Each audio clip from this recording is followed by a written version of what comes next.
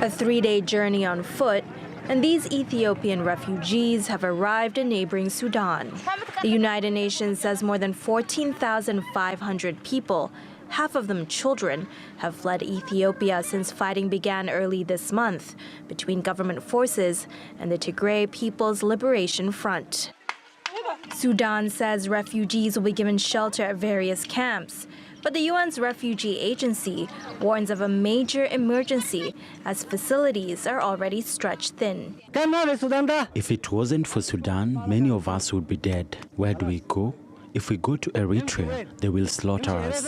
If we go to other parts of northern Ethiopia, they will slaughter us too. The Ethiopian and Eritrean governments are bombing and slaughtering us. We escaped and walked for 3 days to Sudan. Thank God the government here has allowed us in.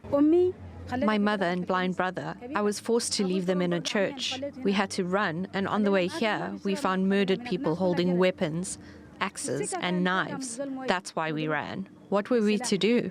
We had to save ourselves. While refugees paint a picture of being targeted by government jets and soldiers, Prime Minister Abiy Ahmed has denied the allegations. With phone lines and internet services down in Tigray, it's been difficult to verify information on the state of the fighting. But the United Nations says war crimes may have been committed in the town of Kadra. It's called for an inquiry after Amnesty International reported that hundreds may have been stabbed or hacked to death there on Monday. The federal government has accused Tigrayan troops of the massacre. Recently, they also committed horrific crimes against civilians based on their ethnicity that have been residing in a place called Kadra.